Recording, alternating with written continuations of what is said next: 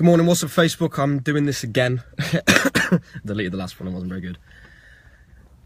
Today, I'm going to let you in on a little conversation I had with an extremely genuine chap the other day.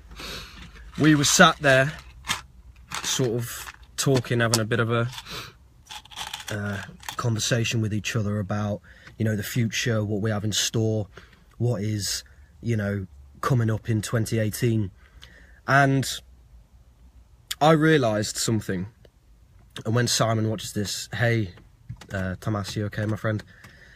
What I realised was, once we started chatting, even in business, emotion is more important. Because I've spent the past few weeks gathering myself, sorting myself out, getting myself back together, and I realised something, that I have stopped believing in myself. I stopped telling myself that I was this fantastic, great person, and that's not to fluff my ego. And I don't want anyone who's watching this to get that mixed up. Ego and self-belief are two very distinctive, different things.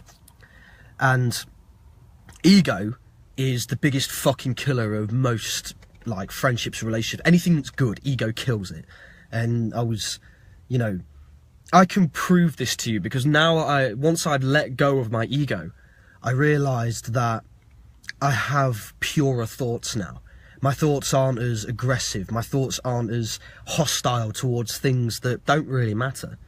Most of us are worrying. Most of us are in pain. Most of us are suffering. Most of us are feeling the lingering effects of experiences we've had in the past, because we are letting our egos tell and dictate to us the way we feel.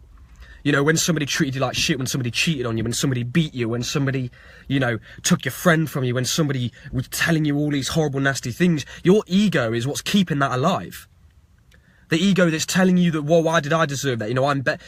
Ego and self-belief are two different. The aggression you see towards, well, why has this happened? Why? And then the purity you see that it's happened for a reason are very different. The title of this video is, I'll die when I say I can die. And what I mean by that is that most people I speak to, when they're talking about their dreams, is they start umming and ahhing, like, oh, well, you know, and they've got their fucking plan Bs in mind. Your plan B is false. Your plan B doesn't exist. Your plan B is your demon inside of you that's killing everything that you fucking hold dear. Because there is no plan B. Because at the end of the day, once we are dead and buried, that's when you have the realisation that you can't fucking do nothing no more. The only thing that's keeping you alive then is your legacy. So I'm going to ask you, what's yours? What do you want to leave behind for your children, for your spouse, for your family, your aunts, your uncles, your mother, your father? What do you want to leave behind for people? Do you want to leave behind this empty case of nothing because you achieved fuck all with your life and worked for an employment forever? Or do you want to leave something where people turn around and say, do you know what? Because of the actions that he did or she did or they did, now I can pursue what I want to. I can follow in their footsteps. I can see what they did and replicate it. The thing that you are missing is not that, you know, you have to do all of it. Everybody's got a perception of how you should be successfully. You know, I was watching a video the other day, and there was a ballerina who's now successful saying that she got a letter saying that everything about her was fucking wrong. When people say that everything about you is wrong when you want to achieve something, create a new fucking genre. Create something new. So that then you can turn around and say to them, your fucking perception of it is wrong, because mine is correct. Obviously, that's the ego kicking in, so I take that back. They both can exist. But the point that you prove to them is that you don't have to follow their fucking line. You don't have to follow what they're doing. You create your own. Your thoughts create what you want. My thoughts were creating a destructive disaster inside my life recently. My thoughts were creating a demon that was crushing me. But now I have them in check again. Now you're seeing their lives again. Because we sometimes have to go through a metamorphosis before we expose ourselves again to the world. Because you cannot inspire out of a shell or a case of what you are, because you are exactly the person that you need to be.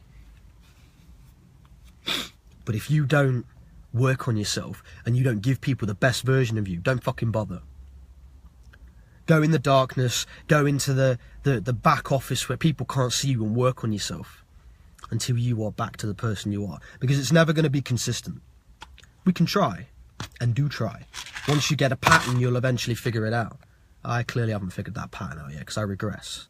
But if you keep on concentrating and focusing and trying to make it work, you will make it happen. That's my promise. So look at your fucking life.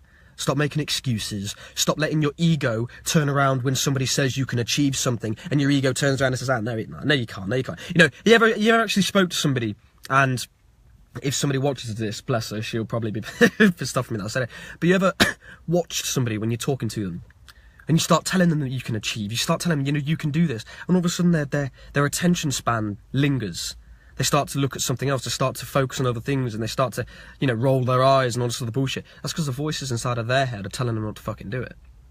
But let me ask you something, in 20 years' time, when you look back in the mirror and you look back on your life, and you're still in your fucking corporate job, you're still a manager, or you've, you know, got a little bit higher where somebody else above you is shitting down on you and giving you stress to achieve things, will you then regret not taking the fucking opportunity to change your life? Because we only have this opportunity now. We only have this existence now. We only have this moment now. You've got fuck all else. You ain't got a fucking car, you ain't got a house, you ain't got clothes, you ain't got nobody fucking else apart from this moment right now. And every single tick of the clock that you fucking waste, every single tick of that second going round is that moment lost. Yeah, it brings a new one, but the moment that you had is lost. So do everything you can with every fucking moment that is in your life and leave the legacy behind that you truly want to leave. And don't allow anybody to tell you different. Not yourself, not your friends, not your family or anybody. And let me tell you, yourself is going to be the biggest one. So sort your fucking shit out with a good heart and find it. And that's basically me talking to myself as well. Because I've sorted my shit out now. That's why I'm getting ready to go train some fucking legs and get this shit done. So everybody, I'm not going to say have a blessed Christmas yet because you'll see a few more of these before then. But take care of yourselves, get yourselves ready to enjoy a nice relaxing time over the holidays. Spend the time with your family, treat them right, let go of your fucking ego, let go of the hatred you've got towards people, and make a big change. That's my bit for today. Take care of yourselves, speak to you soon.